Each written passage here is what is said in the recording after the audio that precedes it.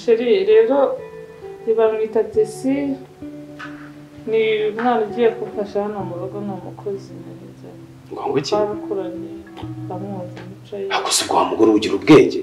Ni inshuro zingahe nagusubiriyemo yuko nta wundi muntu nyine hano muri uru rugo.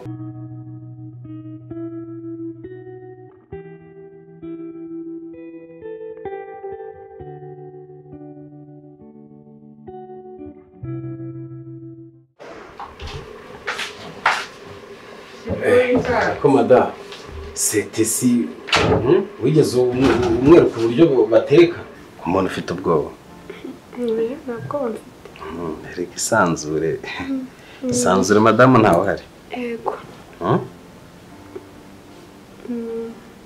mbona ufite ubwoba utanyishobora kunyisanzuraho cyumbwira wega mbabizi abakobwa bamukeneye utuntu twinshi